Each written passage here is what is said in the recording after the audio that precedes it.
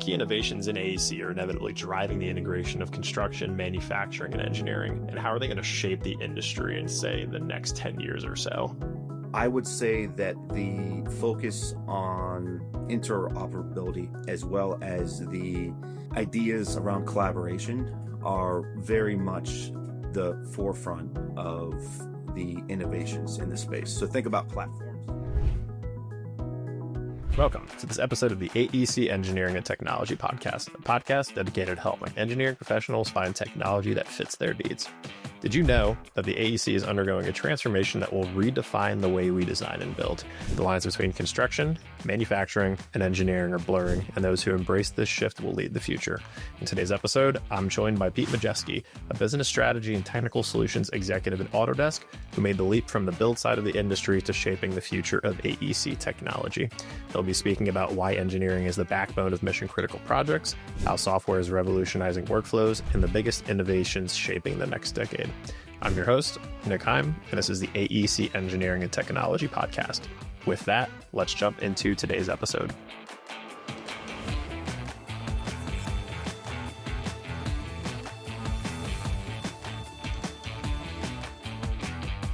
It's now time for our conversation of the week with Pete Majewski. Pete, thanks again for taking the time to join the show, and welcome. Anytime, brother. Not much appreciate the invite, and glad we could find some time here in our busy schedules to keep our conversations going. That's it, and let's keep it rolling, and we're gonna jump right into it. So, Pete, can you share your career journey, which I know started at MC Dean, and then transitioned into the software side at Autodesk, and then share a little bit about what you do day to day? Absolutely. So, speed through some of the field career aspects. Been fortunate to have exposure both on the GC end as well as specialty contractor and ultimately now on the software side with Autodesk. So I spent some time on the East Coast with some general contractors working in healthcare. That led to a realization for myself that I really wanted to get into the heavy MEP systems work, and found an opportunity with MC Dean to lead prefab and modular delivery across multiple market sectors. All mission critical focused, but between federal, healthcare, data centers, and a few other infrastructure and Department of Transportation related projects, really opened my eyes to the vast array of assemblies, systems, the engineering that goes into it, but most importantly, a theme of complete lifecycle management. As I'll touch on that a little bit later as the conversation goes, but the core of that tracking, especially as it related to that life cycle mindset, is that a lot of the systems were made scalable through centralizing the way that we organized our engineering teams, our design teams, material procurement, and of course, fabrication, install, and testing and commissioning procedures there. So a lot of those could easily be its own topic another day in terms of different pieces of the value stream that need to happen to deliver successful projects in the mission critical space. But ultimately, I found a passion and interest through the operations management I was doing at MC Dean to find a role in software.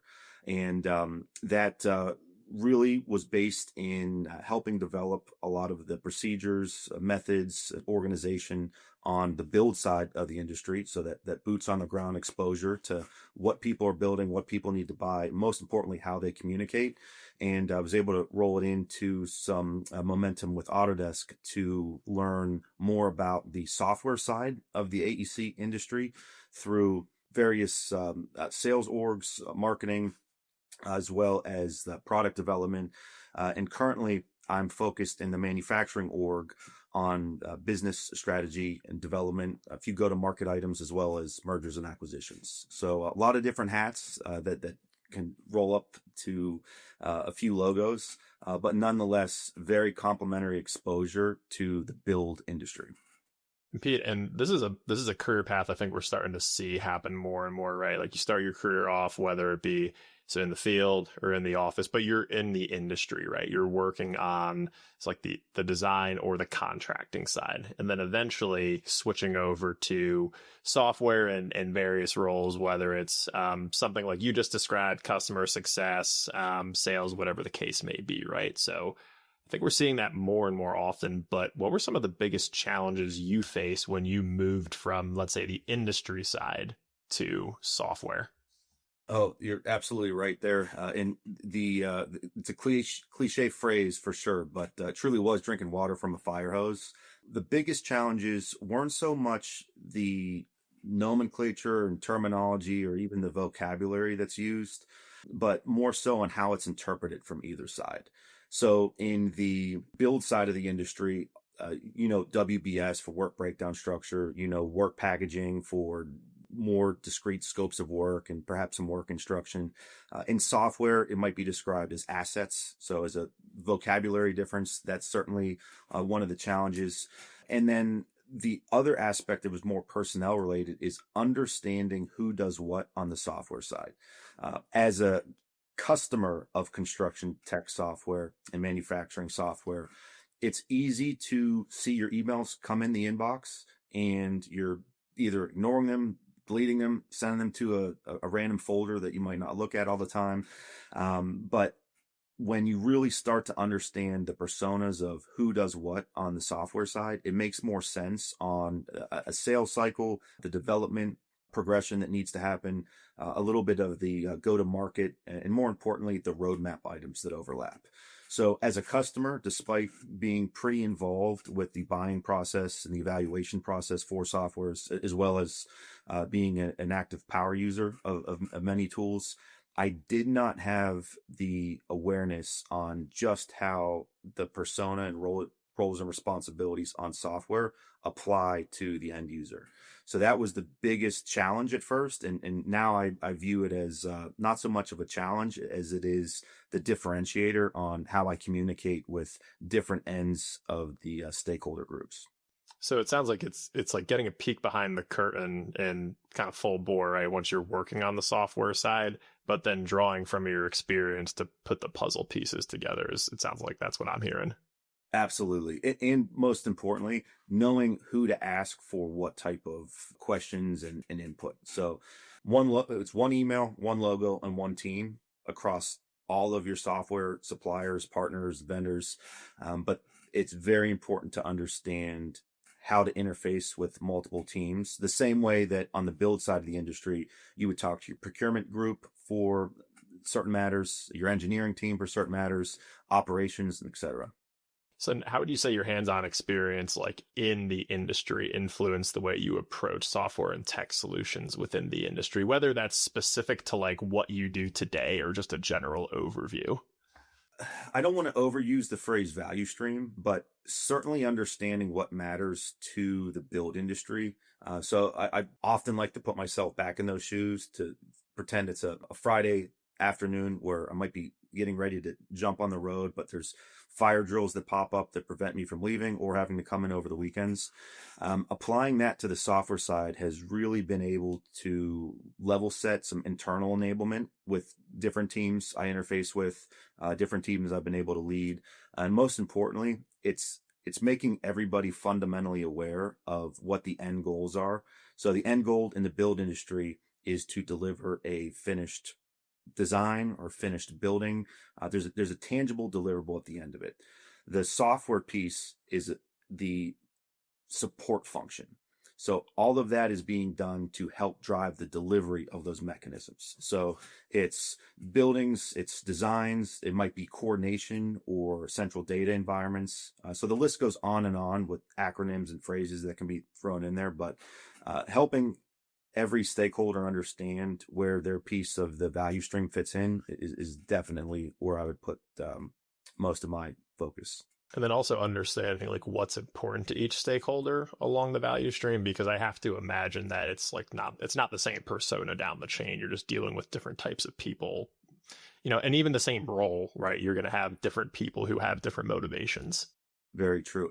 Actually, that is a great point that reminds me of the idea of subject matter experts on the software side. It exists on the build side, but it's much more of a prominent theme from the technical development side, sales side, or even just plain marketing that's goes after particular user groups. Understanding who has subject matter expertise is definitely something that has been much more organized for me since coming to the software side of the industry. Much the same way on the build side, where if there was a 30 or 40-year superintendent that has been installing switchgear all of his life, that's my go-to contact for getting a crash course in switchgear install. The same resonates true on the software side, but they're organized slightly differently when it comes to internal departments. Which makes sense to me. And again, you're drawing on your experience from the industry to essentially do a better job in your new role on the software side. Absolutely. And keeping on that train of like, now that you're on the software side, I think it probably lends itself better to like a future outlook versus, the companies that we're all in on the industry side, right? Because you see more, you learn more. And then that leads me to my question. What key innovations in AEC are inevitably driving the integration of construction, manufacturing, and engineering? And how are they going to shape the industry in, say, the next 10 years or so? Very true. Well, I'm sure there's a lot of folks expecting, and maybe including yourself, that my answer there would be AI is a top theme. That's certainly true, but that's not going to be my answer for today's conversation. I would say that the focus on interoperability as well as the ideas around collaboration are very much the forefront of the innovations in the space. So think about platforms. If we were to really break out the ways that communication can happen via email, calls, texts, and aggregating quick responses and across team members, let's apply that same thought to the data side for design, for manufacturing, for install. So having the interconnections between all of those systems are definitely the growing themes, as well as the backbone of innovation to come in these next few years. And I think, communication and collaboration, I always go back to. Like, it doesn't matter what you're designing or you're building. Those are like the two key tenets to get anything done, because at the end of the day, it's people that are driving all of this. And we need to figure out how to communicate really well with one another, or nothing's getting done. Absolutely. And I know we've talked about this specifically, but like the mission critical sector, which I'm always interested in learning more about, because I feel like I see bits and pieces of it in the news, and that reminds me of the conversations that we had. So my understanding is the mission critical sector, it relies pretty heavily on engineering precision. Can you explain why engineering plays such a critical role in driving details and processes in the mission critical space? Oh, the simplest way to explain it is the margin for error is so narrow. A lot of it can be attributed to lead times in terms of material. So if we think about your typical large purchase orders, some of these lead times are getting into not only months, but might be years of buyout horizons that are happening. So that in itself very much necessitates early planning and early implementation of stakeholders that are not only part of the design and engineering, but are also part of the physical installs and fabrication. But focusing on engineering specifically, not only is it your tried and true department and the mechanism for all of the trial and error and organizing things from the front end, but it's really where you pressure test all of the owner requirements, specifications, and asks into a constructible deliverable. And a lot of times people forget that, because it's easy to think through an architectural example to where there might be a massing model or a schematic design that is purely visual based, and it's a nice benchmark to show what may be desired as the end outcome. But the engineering phase is the way to pressure test what can happen through those initial schematic designs. Not only that, but it's essentially a validation tool to make sure that everything that looks like it'll work on paper can be communicated downstream to the procurement teams, the fabrication teams, the install teams. And in mission critical, engineering is the first step to a very robust testing and commissioning process. And those two aspects are certainly what stand out in terms of the mission critical delivery. Anything that has to stay on 24/7. So I like to use a broader bucket for mission critical. Some folks tag it immediately to data centers. That's absolutely a great example. But it's systems that must stay on. The engineering might be very robust, and sometimes additional redundancy. So you'll often see cases where the systems might have two ends, so if it's a side and a B side, more importantly, extra equipment. So there's many times where you'll have double the equipment that are both operating at 50% capacity. And the simple math there is that if one were to fail or be in maintenance for whatever reason, the other one can ramp up to 100% without any hiccups for the end user.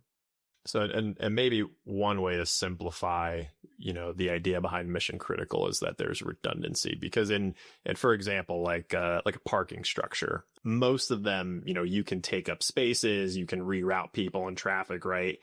And there's not a like mission critical, we need to keep all spaces open 100% of the time.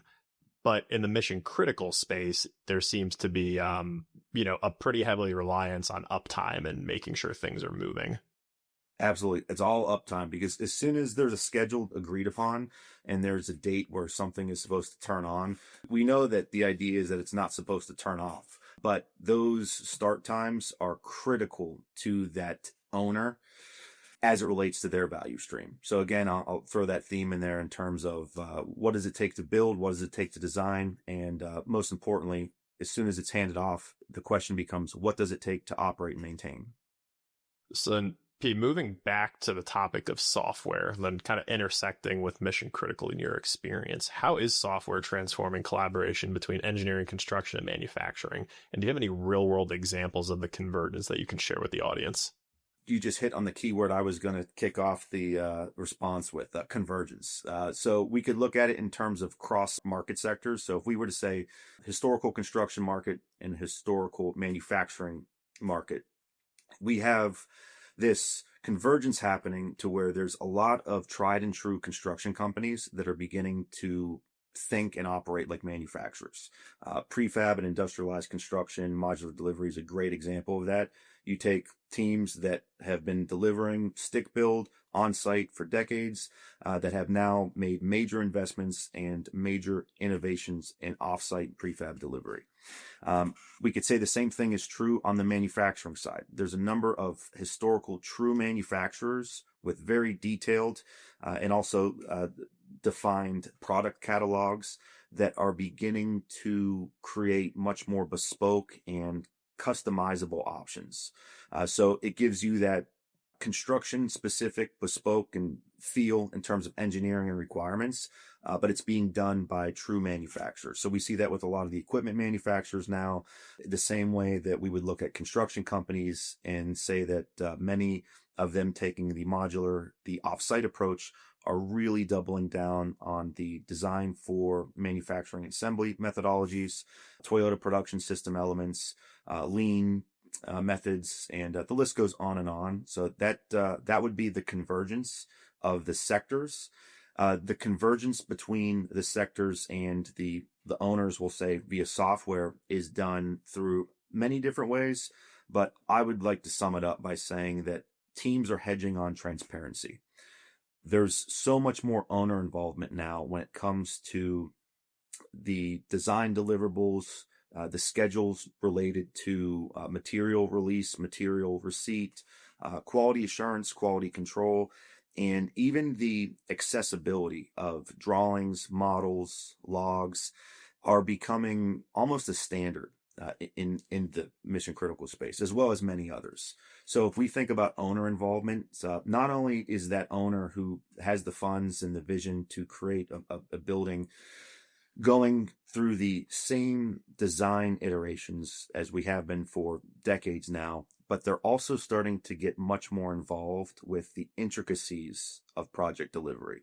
So at one point, it was an owner found a construction manager or general contractor, and that's where the relationship was. And the GC had a relationship with the subcontractors, and everything got built. And you hope that when it was done, you hit the switch and the lights turned on. Now that stakeholder coordination is going all the way from the owner, sometimes direct to the suppliers, and many times direct to the specialty contractors who are doing the trade work. And so it sounds like to me then a big piece of software is getting info and data to owners when they need it. And, like of course, you're always gonna be able to pick up the phone and call whoever you're looking to contact. But if, for example, if a GC or a sub has let's say a dashboard or some system to be able to get info to owners in a timely manner, like kind of on demand, to me, that sticks out as one way that software could be helpful, although I'd be curious to see like how that actually plays out in reality. Oh, there's definitely a lot that works on paper and works on PowerPoint that might not be the best way of adhering to contractual structures, which is really where the guidelines are, be contract to contract and project to project, and also relationships. So despite us being very focused on technical aspects in the build industry and the software industry, construction and manufacturing are still very much relationship-based businesses, to where you do business with who you know, and the past completes are critical to a lot of the proposals that go out. Companies that are looking to get into mission critical that might not have that in their typical pursuit framework. There's a lot of avenues for people to broaden their market sector presence and also expand the portfolios of past completes. And P, like I say, it's like a shaking hands and kissing babies business. Construction is, right, and manufacturing too is, because manufacturing can be part of the value chain of it always is, right? Because whatever you're shipping on site had to be made somewhere. So very true. And when you think about it, the data center industry really paved the way for a lot of these very scalable supply chain methodology that's happening in construction. The gear buyouts are happening direct to owner in many of those cases. So the whole OFC, OFCI, and owner furnished equipment, OFEs, there's many methods that procurement and buying can happen through, especially as you break down different contract examples. But at the end of the day, people want to expedite and have that transparency with what they know they can forecast on their own. So in the data center end, a lot of those expansion teams and the teams that are tasked with procuring the systems are thinking multiple years out, which is very different than what typical construction material buying looks like. So we're seeing this buying and procurement activity now transforming into true supply chain applications. It's happening in a lot of specialty contractors, especially those that have a variety of materials. At one point, everything might have been localized to the job site for a foreman or super or project manager to order material and pick up for. Now, many of these companies are shifting to where there's a supply chain team hand in hand with the estimating team, really itemizing what needs to be procured early on and when. And back to the relationships and handshakes and kissing babies, it goes right to who you know and who can coordinate with you early on for successful planning. And this kind of makes sense in light of somewhat recent news, although I don't know, things move so fast in this space that I don't know how much shelf life like the term recent actually has. But with like the DeepSeek model, for example, coming out, initially saying compute costs were low relative to its competitors, which I think is, there's some updated information there. But the point being, like, if you're projecting out years to build these data centers and then somebody comes along and says, hey, the demand is actually a fraction of what you thought it was, right? I can imagine how that could be pretty disruptive because your plans just kind of got blown up like that. Absolutely. That's a great example at how reactive the market still is when it comes to the build space. Not only does demand need to be there, but when you think about it in terms of the forecasting people are doing in terms of where do we want to specialize, what clients do we want to interface with and deliver for, and what geographies do we want to plant our flags, all of it is still very reactive, despite the confidence in the supply chain and the inevitable scalability to a lot of the digital infrastructure we're going through. There's still a theme of reactivity when it comes to any bumps in the road with multiple sectors. Good. Speaking of reactivity and challenges, tying this back to the software piece, right? So like as much promise as software can bring for efficiency, expediting workflows, or whatever benefits like you bought the tech to help you out with, right? Like there's always going to be something in the way. So what are some of the biggest challenges AEC firms face when they're integrating software into their workflows, and how can they actually address them? Well, there's certainly an endless list to cover those topics. A lot of it's relative to what they're looking to accomplish with the tools. I think that one of the areas that's most common is the innovation that happens in silos. Um, if we think through the construction and the manufacturing companies that have very intelligent and very robust IT departments, maybe some internal developers as well, there are times where I'll see teams that have too many aspects of innovation happening at once that aren't being communicated out. So it's the silo effect to where great things are happening with a centralized team. And in theory, that should scale out when your SOPs change and when you do a few trainings month over month. But I think the biggest difficulty that teams run into is that there needs to be an organic adoption to technology that level sets for every stakeholder. So much the same way that not everybody needs to be a design expert and a Revit expert in order to draw a model. However, when it comes to core competencies within the business, you're going to delegate the very complex projects and the hyper-focused delivery on the teams that are specialized to do so. And at the same time, downstream, if the teams who are fabricating and installing and ultimately focused on the physicality of work don't have any interface on the design end and how they might need to interact with model content, that's typically a common growing pain. On the manufacturing side, let's think through bills of material. So if you have a bill of material that is detailed out from the engineering phase and through the detailed design phase, and you're looking at it printed out, and you have CNC equipment that's automated to run based on files, attention to detail is very important. So we'll often see times where there may be stakeholders that aren't communicating the most effectively internally, not only to say, hey, we're implementing and expanding our technology use, but there might be design specific items that say, hey, we're now pushing all of our design content through digital means. And there might be something that's missed on a bill of material that somebody who's been out on the shop floor for decades knows that this hardware and these tolerances are always associated with this material, which, believe it or not, is something that might take a few weeks or months of missing until they incorporate it back into the model. So collaboration is just as important internally as it is if we're thinking externally between owner and the vendor aspect, as well as trade partners on the construction side. And you made a comment earlier, right, where like certain things look good on a PowerPoint, but don't actually translate too well into practice, particularly in the field. And I know in my experience, like that rings true specifically when it comes to enterprise rollouts of technology, because one, finding the stuff is the easy part. It's the actually getting it into the hands of people and then understanding like the layers of nuance that you maybe didn't have the opportunity to think through immediately, and then like all the growing pains along the way. So I think that's probably true in like most, if not every industry, though. So true. And actually, it was a bit too anecdotal to share at the beginning of our chat here when we were talking about the challenges from the build side of the industry to software.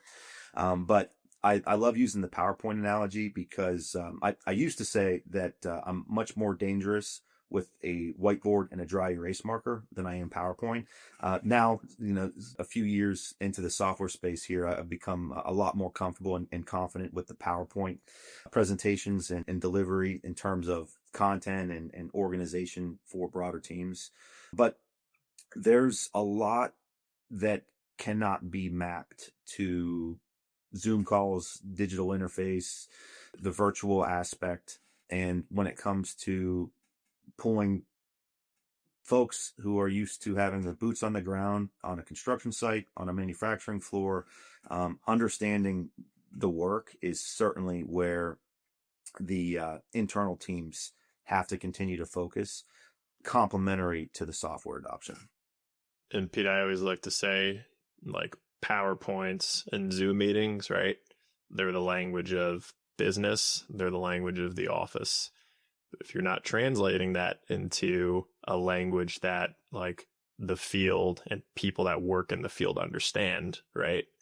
Like, there's going to be problems. And I think it's simply just respecting that we kind of speak two different languages in that point, right? Like, you talked about PowerPointing, but maybe for the guy in the field that's actually installing, the piece, right? It's scribbling on the back of a napkin, or it's just like showing you in like reality how things come together. So I think just if you're a leader, just being cognizant of like that language barrier and doing what you can to kind of bridge it. Absolutely. All right. So Pete, another one for you. So as this integration between software, automation, and all the different pieces that make up any workflow continues to evolve and change, how can professionals in the AEC space best prepare for everything that's coming at them? I think the best way to prepare for all of the changes is to be poised and have a plan. There's a lot of reactivity that happens, as we were just discussing, with news or materials or labor availability. But having a plan and being able to have the patience to make educated and very thorough decisions are definitely the best prerequisites to very scalable software adoption that you don't have to do multiple times. So if we think about rollouts and updates and training, there's two things happening. The software is very much innovating at a rapid pace, but at the same time, our workforce, especially those that are entering the workforce, are much more educated on the digital technology side, software. You get into aspects of augmented reality and virtual reality and things that did not exist while I was in school. And now we're looking at new generations entering the industry that have the ability to come prepared with technical background on software use cases. But most importantly, they're trained on the applications of digital tools in their respective market sectors. Which I think that all makes sense to me, just because I feel like, we've kind of come up in the age where the digital skills were there, and now we're in like an early to mid career, and we're starting to see the change evolve. But I do love your comment about making a plan, because it's like, it's such good advice that's relatively simple. It's just the execution of like actually making the plan specific to your business. And then of course, implementing the plan and then changing the plan when things shift. Cause right. Every plan is wrong. Every plan is technically wrong. Like as soon as the ink hits the paper, just because of the nature of the businesses we work in. Absolutely. It's the construction analogy as well. Just because you hit something with a hammer doesn't make it a nail. It's the same way of defining what your purpose of implementing software may be, and most importantly, who it's intended to support. That's, again, it all goes back to planning and definition, so no need to over-explain it there, but understanding what you expect from it and documenting that out is definitely a vital piece of preparation. And Pete, this has been a great conversation, because I think your perspective is very unique as someone who worked in the industry, found a niche they enjoyed, moved to the software side, and kind of brings that experience all together. So the question I want to end on is, what final piece of advice would you give to AEC professionals who are looking to stay ahead in our industry, which is, becoming increasingly technology driven? I would very much encourage the idea of thinking of software and any digital technology in each firm's portfolio as infrastructure. So if you treat technology as infrastructure, if you understand technology as infrastructure, especially the software tools, it's going to allow you to have the guidelines to be a little bit more patient with changes and evaluations. But most importantly, make the prompt and effective decisions when you have evaluations done to best fit your teams.